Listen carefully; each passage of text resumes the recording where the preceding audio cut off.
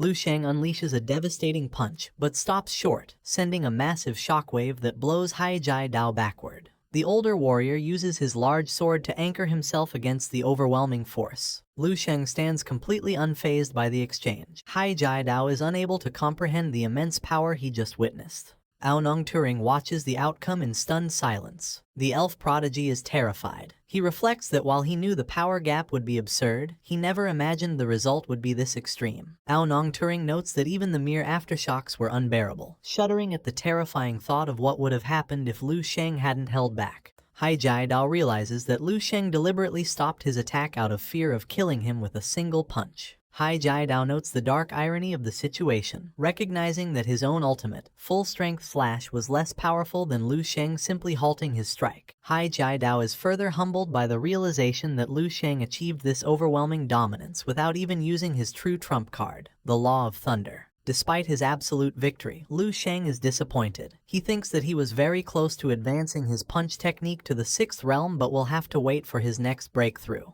He notes that his comprehension of the 5 seasons punch has reached the absolute limit of the 5th realm, requiring just a little more effort to cross the final threshold. Lu Sheng considers that he could easily achieve the breakthrough by throwing a full-strength punch in the real world, but hesitates due to the severe consequences. He concludes that a full-power strike would not only destroy the heavily reinforced cultivation space, but would also instantly obliterate Hai Ji Dao. Lu Sheng reflects on his own strength. He realizes that having the power to effortlessly annihilate a level 13 expert before even reaching the 6th realm means his stellar law is far more powerful than he initially thought. He deduces that Hai Ji Dao's law is related to withering, giving Lu Sheng a natural and overwhelming advantage in their matchup. Lu Sheng asks the two humbled warriors what their plans are now. Hai Jai Dao admits that Lu Sheng no longer needs to participate in any special training. Lu Sheng accepts this without argument, telling them to continue practicing on their own as he leaves. Lu Sheng reflects on his future, eagerly anticipating his arrival in the Celestial Serpent Galaxy,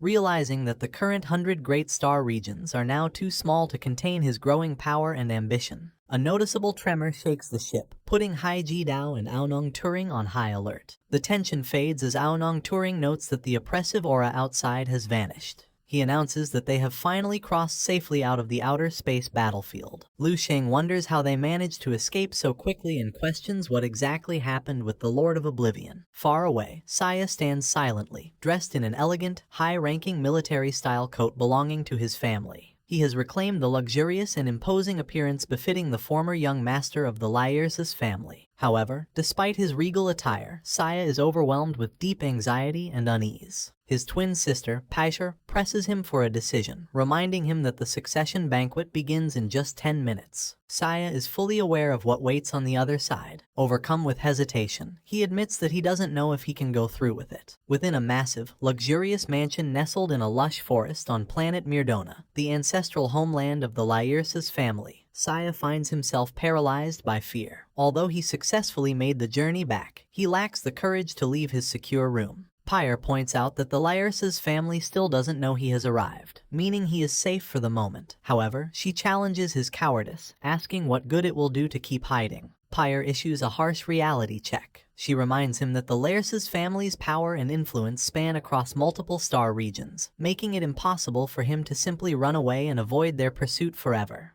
Pyre lays out his only two realistic options. She explains that he must either flee across 10-star regions to hide under a fake name forever, or build a force even greater than the Lyersis family to return and conquer them all. Overwhelmed by the extreme nature of these choices, Saya tells her to stop talking. Saya rationalizes that a single person toppling an ancient business empire is a plot meant for fantasy novels. Accepting reality, he finally gathers his courage and declares that he will attend the banquet. Yin's prophecy flashes through his mind, reminding him to return to where it all began to claim his birthright. Saya solidifies his resolve, realizing he must face his family regardless of what any prophecy dictates. Saya leaves his room and descends the mansion's grand staircase. Tang Dun greets him, praising his friend for making the right choice to step forward. Saya is momentarily caught off guard by the enthusiastic support. Desperate for an edge, Saya demands to know if Tang Dun has uncovered some secret advantage or hidden knowledge about the situation.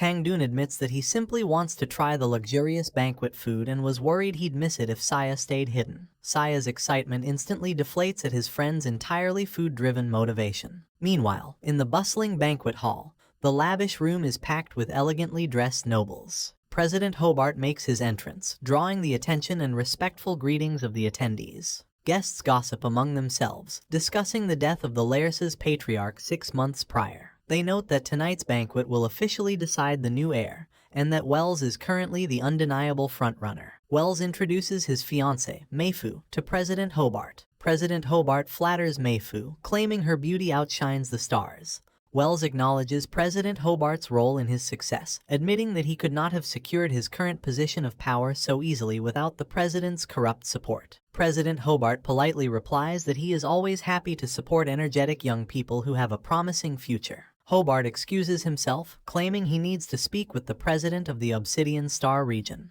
Mayfu remarks to Wells that the president's attitude seems rather ambiguous and non-committal. Wells explains that Hobart is a cunning old fox who avoids risky bets, only supporting Wells because he is the current presumptive heir. He adds that if a stronger candidate appeared, Hobart would abandon him without a second thought. Mayfu informs Wells of recent intelligence indicating that Saya actually survived her recent assassination attempt and escaped. Unfazed, Wells reveals he already knows that the Bayuesha family intervened to take Saya away, but asks Mayfu if she really believes they intend to help him. Wells notes that while the Bayuesha is indeed Saya's maternal family, he assures Mayfu that they will absolutely not offer Saya any real assistance in reclaiming his title. When Mayfu asks why, Wells explains that the Bayuesha family are, at their core, calculating merchants. Viewing the situation purely as a business transaction, Wells details the merchant philosophy. Before making any investment, a true merchant calculates not only the potential rate of return but, more crucially, the actual probability of success. Wells asks Mayfu to consider just how incredibly low the odds are of a failure like Saya actually managing to become the Lersea's family patriarch.